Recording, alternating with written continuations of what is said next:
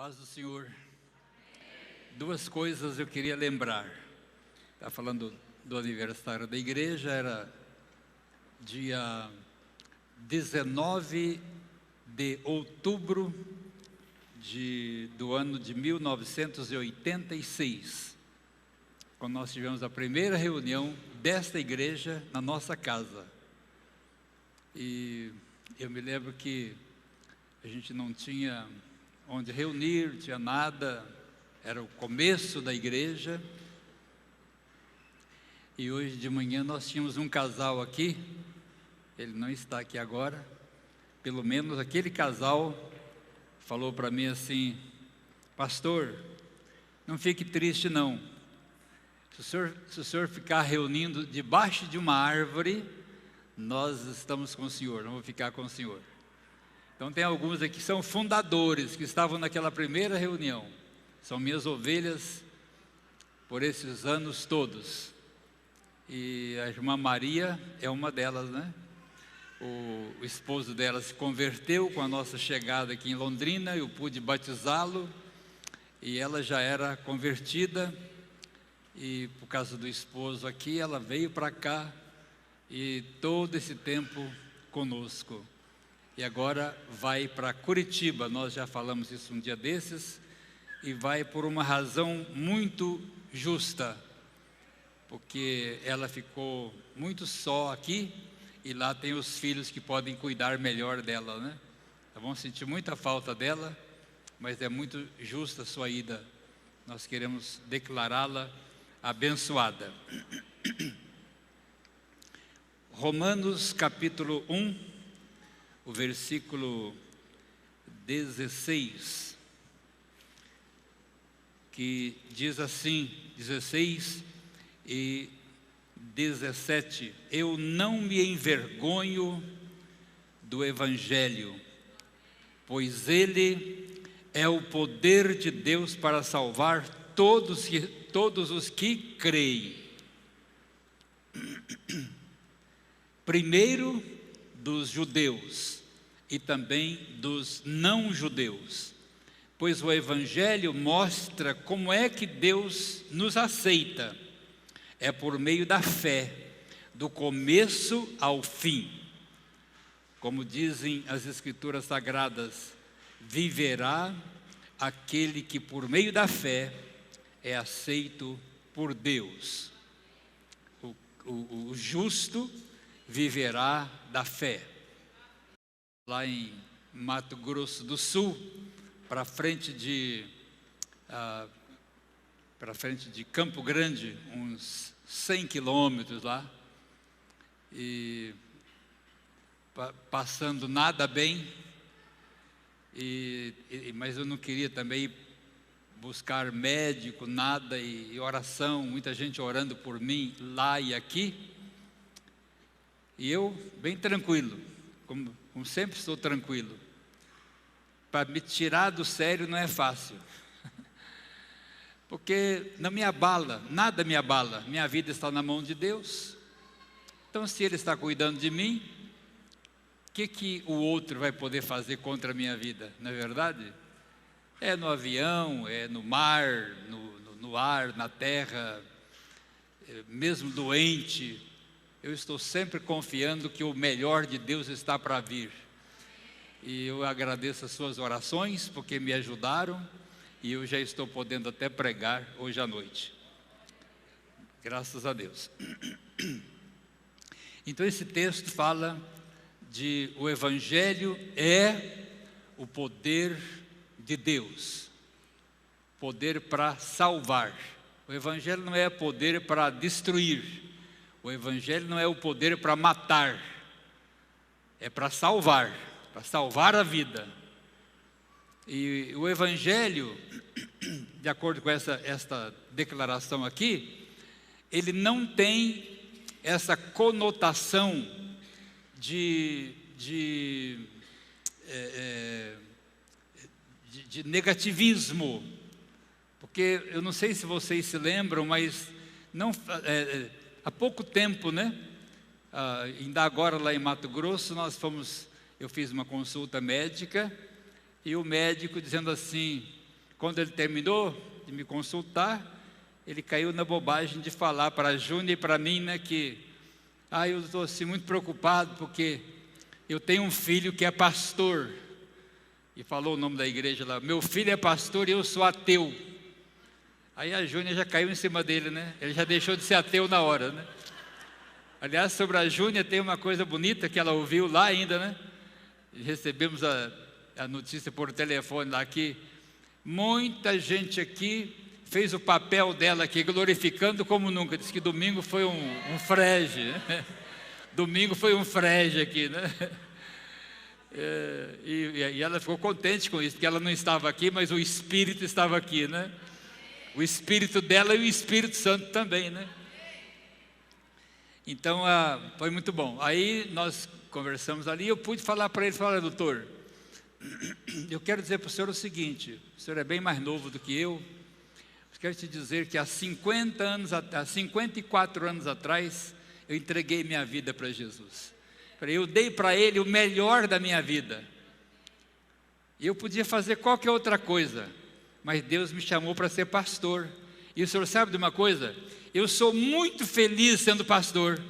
Então, se o seu filho é um pastor, ele vai ser um homem cada vez mais abençoado e vai ser um homem feliz, porque cumprindo um propósito de Deus, todos nós ficamos a ser muito felizes, né? O Evangelho faz isso, o Evangelho mas muita gente pensava assim, não, essa coisa de Evangelho, né? Um dos meus líderes, pastor Décio Azevedo, foi meu professor no seminário, foi meu primeiro supervisor ministerial, fez parte da comissão que me ordenou pastor. Ele disse que quando ele estava fazendo o estágio dele aqui, nessa região de Astorga, ele saiu aqui de Astorga e foi para Cianorte. Eu o conheci em Cianorte, eu depois fui visitá-lo em Astorga. Aí ele contando que foi visitar um senhor já idoso, cabelo branco, e esse senhor estava num quadro de doença muito grave e já em estado terminal. Aí ele foi lá para falar de Jesus, a pedido da família, falar de Jesus, a pedido de alguém, nem sei se era a família. E ele chegou lá, começou a conversar, o seu fulano, tal, e foi ele que me contou isso. Então ele disse assim que, perguntou para ele, o senhor já ouviu falar do Evangelho? Você já ouviu falar do Evangelho? Aí o homem assim, quase sem poder falar, fraquinho, falou assim, o Evangelho? Aí ele fez uma confusão, porque ele confundiu o Evangelho com um homem que chamava evangelista. E o homem tinha sobrenome evangelista. E o homem ficou muito tempo doente e morreu. Ele falou assim, o Evangelho ficou muito tempo assim, muito fraco, e depois ele morreu. O Evangelho morreu. Então essa é a ideia que se tinha, o Evangelho morreu, o Evangelho não tem significação nenhuma para nós. O Evangelho está muito fraco, só serve para mulher e para criança. Mas essa coisa está mudando, essa história está mudando. Porque hoje, gente que é inteligente, gente que sabe o que quer, gente que tem força, que quer ser cada vez mais forte, então aceita, recebe o Evangelho na sua vida. E a vida com o Evangelho nunca mais é a mesma, muda a sorte da pessoa. O Evangelho, então Paulo fala assim, eu não me envergonho do Evangelho, porque o Evangelho é o poder de Deus. Muita gente fala, não, eu não quero ser evangélico, não quero ir para tal igreja, não quero ler Bíblia, porque lá na igreja a gente não pode isso, não pode aquilo outro. Então é só não, parece que o Evangelho tem uma cara de negativismo. Tudo que você gosta você não pode, e tudo que você quer você não pode, porque você tem o Evangelho. Mas Paulo fala assim, não, o Evangelho é o poder de Deus. E os jovens falam assim: o evangelho é power, é poder. Evangelho é poder. Evangelho não é negativismo, fraqueza. Evangelho é poder. E aí Paulo ainda escreve lá em Filipenses 4:13, ele fala assim: eu posso. O evangelho não é não posso, o evangelho é eu posso todas as coisas naquele que me fortalece, por causa do evangelho, naquele que me fortalece. Então, meus queridos, na verdade, eu tenho muita coisa que falar aqui, e eu estava meditando, e esse assunto que eu estou trazendo aqui, na verdade, eu não tenho pregado muito sobre isso, mas acho que a gente tem que pregar mais sobre isso. É o poder, o evangelho é o poder de Deus para salvar. Eu não me envergonho. A gente tem que ter vergonha de falar coisas ruins, falar mentira, contar piada suja.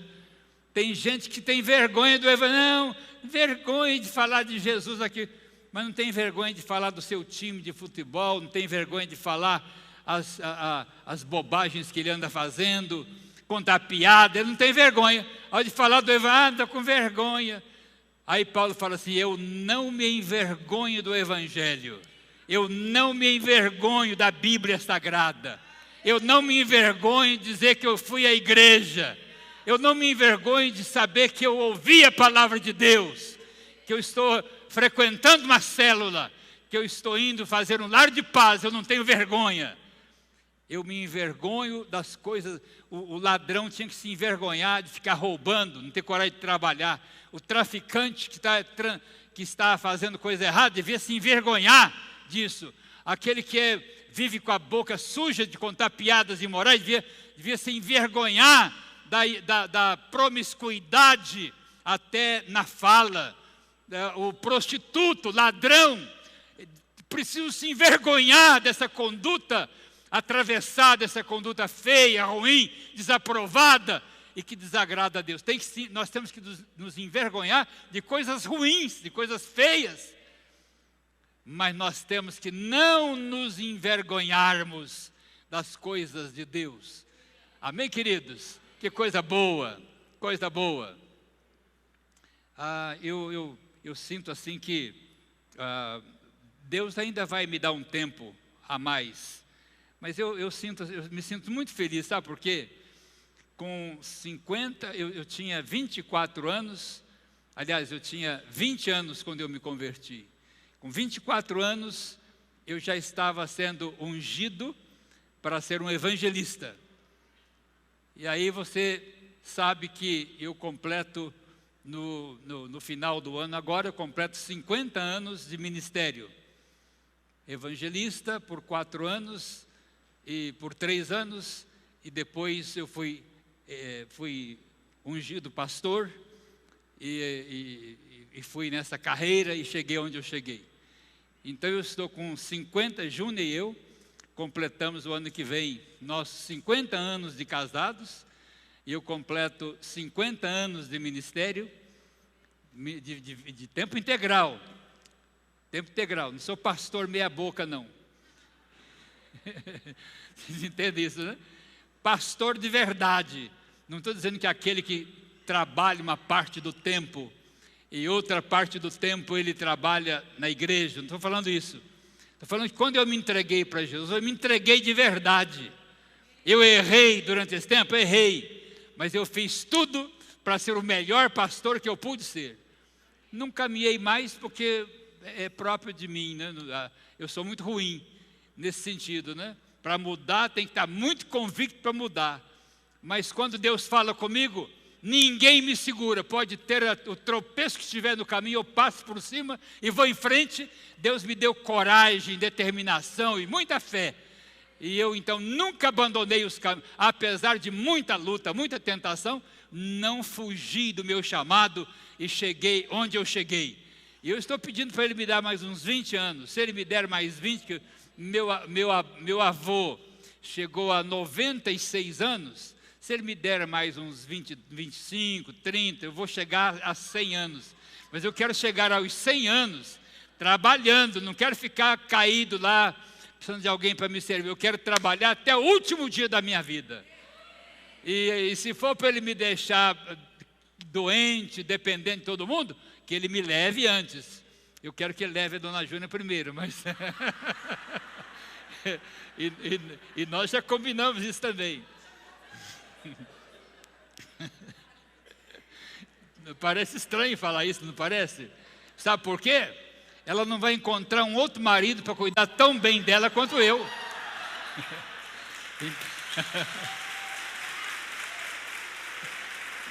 Ela está batendo palma ali, dizendo que é verdade.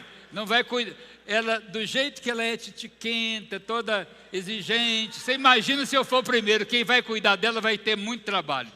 E quem tem o dever e a responsabilidade de cuidar dela até o último dia de vida dela e meu, ela pode ir de manhã e eu ir à tarde, a gente vai se encontrar lá.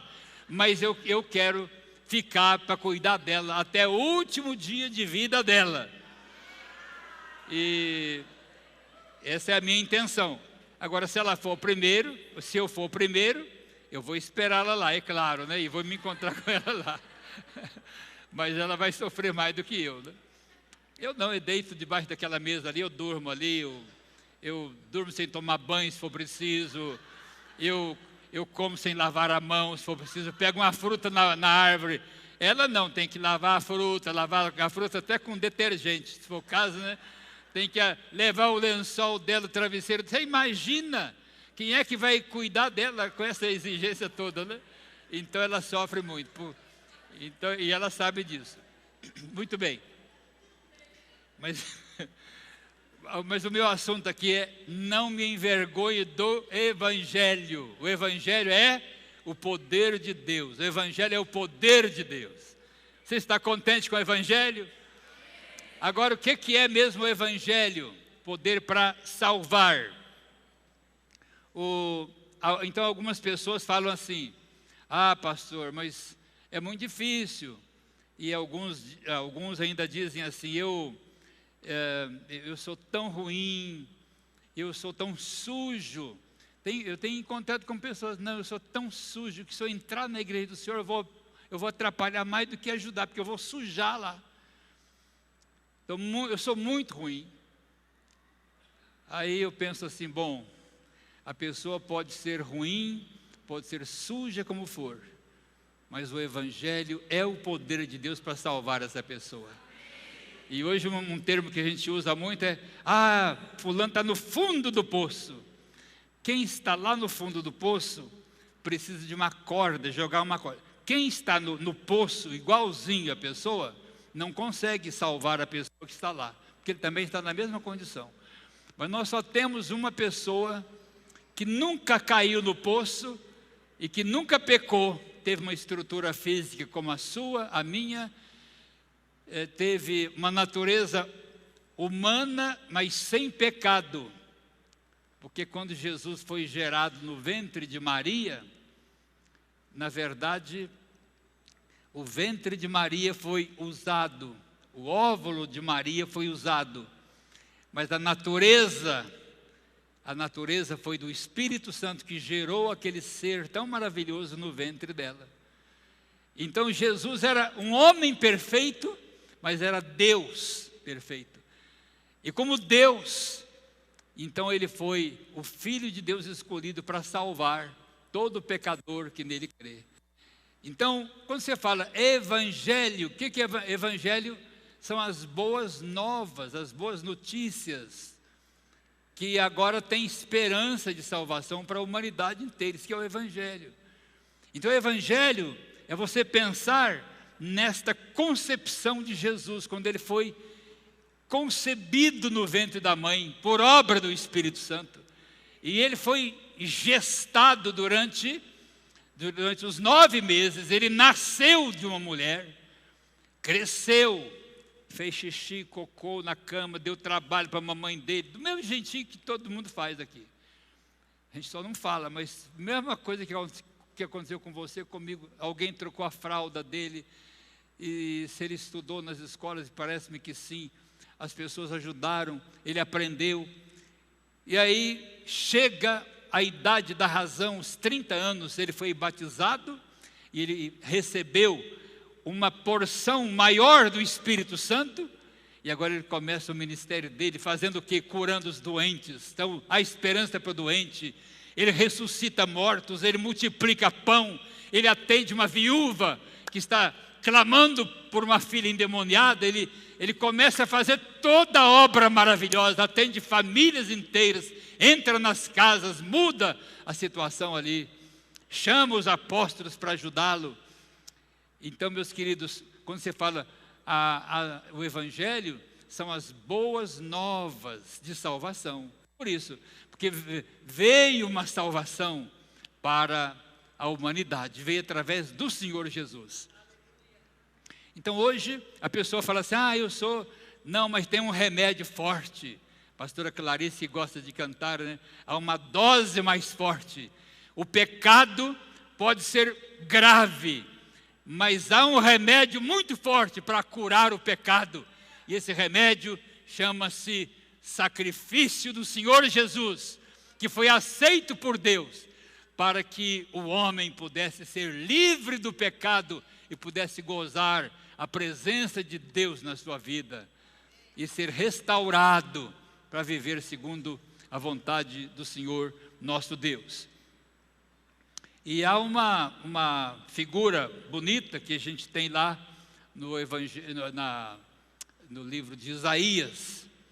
O livro de Isaías fala isso também. Disse que Isaías profetizando era uma situação mais ou menos comum. E ele então profetiza assim, quão formosos são os pés daqueles que anunciam a paz. A paz aqui seria um sinônimo do Evangelho. Quão formosos são os pés daqueles que anunciam a paz. Isaías 45, aliás, parece que é 42, 52, 7. Se você quiser anotar, Isaías 52, 7 fala isso, e Romanos 10, 15, depois vai repetir, é uma repetição da profecia. Mas o que Isaías está falando?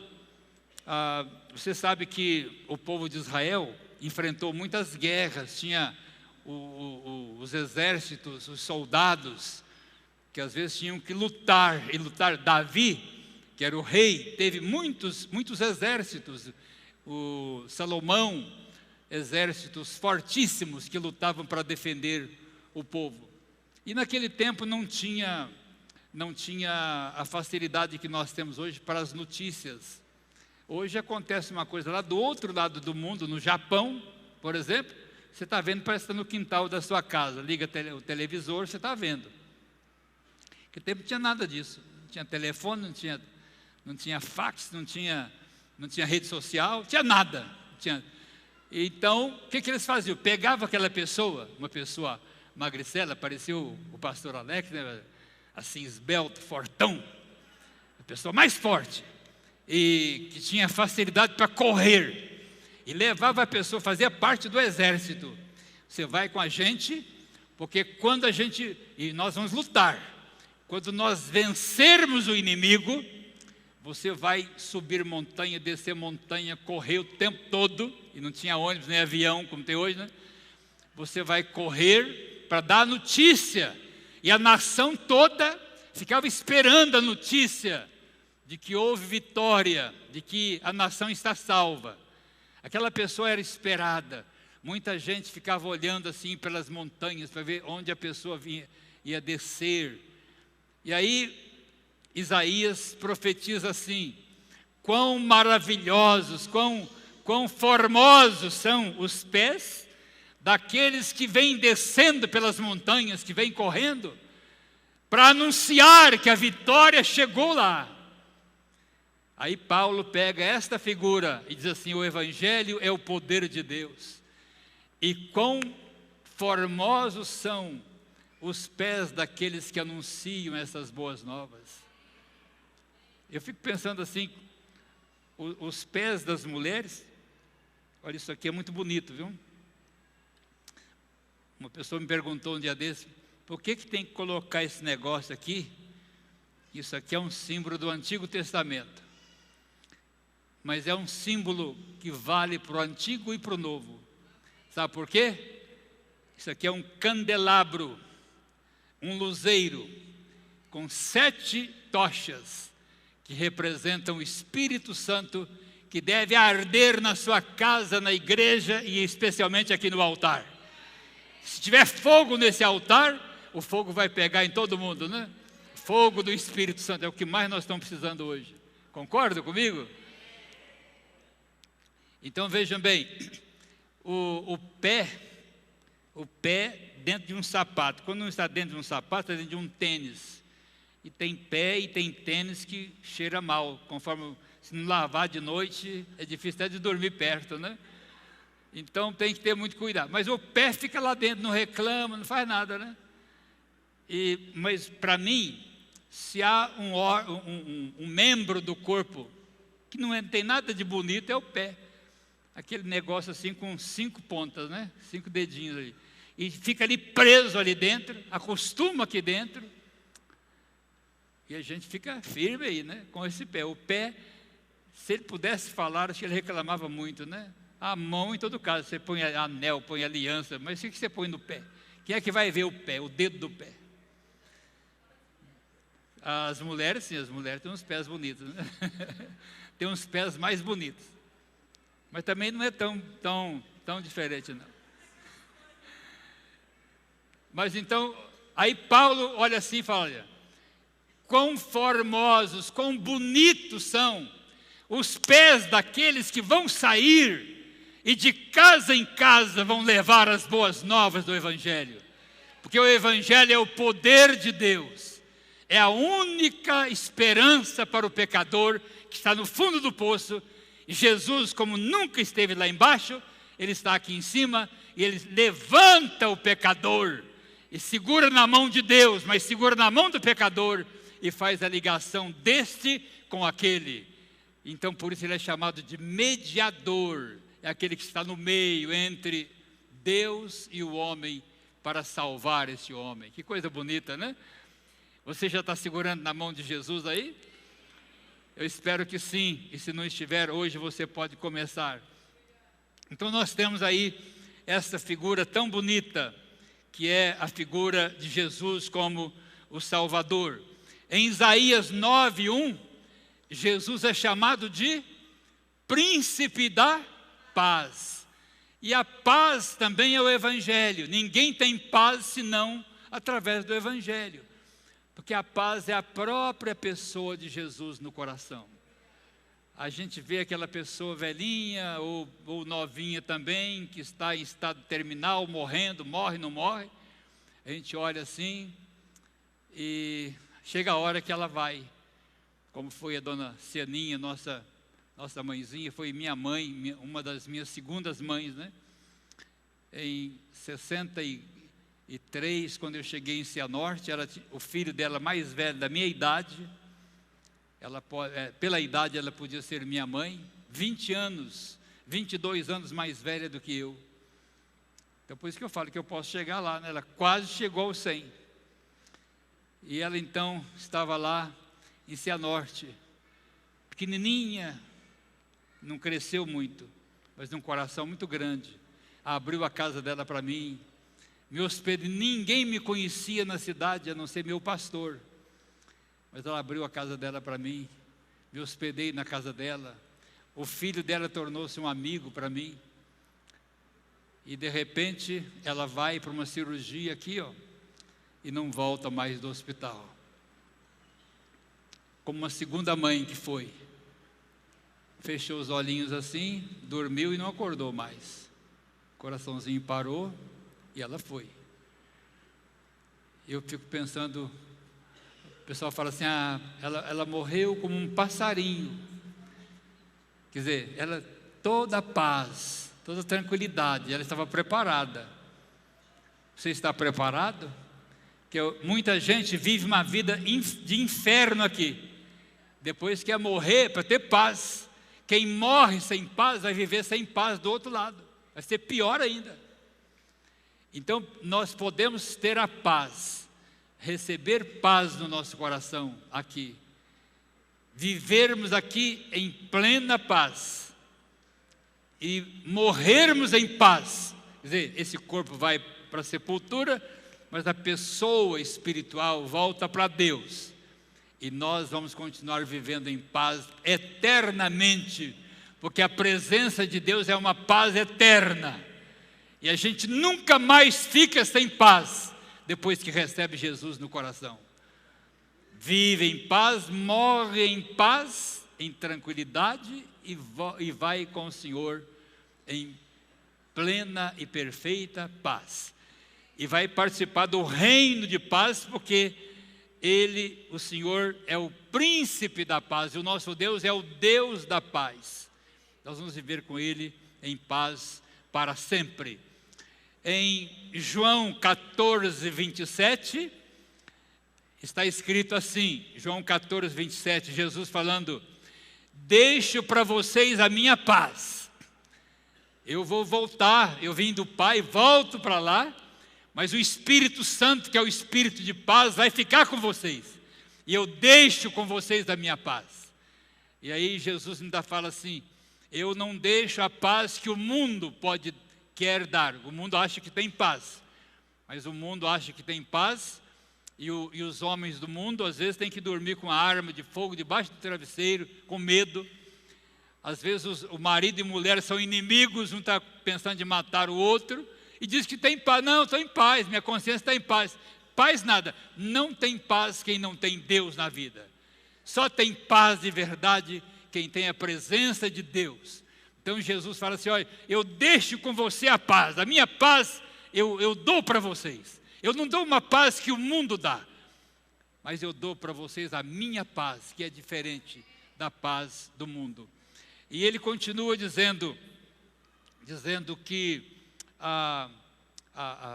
aqueles que têm paz no coração vão viver de acordo com a vontade dele e para a glória dele. Então, viver em paz e construir uma casa de paz, veja bem, fazer uma casa de paz significa você que já tem a paz. Quantos aqui já tem essa paz de Jesus no seu coração? Faça assim com a sua mão, diga assim: eu já tenho. Olha aí que coisa bonita, né? Então você já tem a paz. Aí você vai pegar as mensagens que vão ser transmitidas, uma orientação, e vai receber a unção do Espírito Santo, e vai dizer assim: eu vou entrar naquela casa, na casa do meu vizinho, na casa do meu parente, na casa do meu amigo. Lá está havendo uma grande necessidade desta paz que eu tenho, mas que ele não tem. E eu vou transformar aquela casa numa casa de paz. Que coisa bonita, né? Então a sua entrada lá é um potencial para que aquela casa se torne uma casa de paz. Uma casa onde a presença de Jesus seja uma realidade. Então não está tudo em ordem, não está tudo em paz, mas você entra lá e você tem a presença de Jesus na sua vida. O inimigo vai perdendo as forças naquela casa, as brigas entre o casal vão diminuindo, as crianças vão sendo transformadas, a casa vai mudando, o entendimento vai mudando, e aquela casa vai se tornar uma casa de paz, de verdade. E Jesus quer fazer isso. Ele já fez na sua vida, se é que você já o recebeu, e certamente Ele vai fazer isso onde quer que você vá, para a glória do nome dEle. Quando Ele entra, tudo se transforma. Fala comigo, tudo se transforma. O que é que mudou na sua vida? Você ficou uma pessoa melhor ou ficou pior? Ah, pastor, parece que quando ele se converteu ficou pior. Então ele não converteu coisa nenhuma. Igual aquele homem que estava bêbado, estava em cima de um muro, e ele ficava em cima do muro, agarrado ali numa proteção do muro, e ele fala: João Batista pregou no deserto. Aí alguém chegou perto dele e falou assim: escuta, você é evangélico? Ele falou assim: o pastor fulano de tal me converteu. Aí o pastor, bêbado, quase caindo lá de cima. Aí o pastor falou assim: deve ter sido eu mesmo que te converti. Porque se fosse Jesus que converteu o seu coração, você não estava bêbado aí. e nem falando bobagem. Então, quando Jesus converte uma pessoa, a pessoa nunca mais será a mesma. E homem nenhum converte homem nenhum. Nem mulher converte mulher nenhuma, e nem homem nenhum. Mas quando Jesus vem e muda a nossa vida, porque conversão é isso, é mudança de vida. Então, quando Ele muda para valer, transforma tudo. Aquele que vivia brigando torna-se mais dócil, mais tranquilo, começa a ser mais tolerante, mais compreensivo.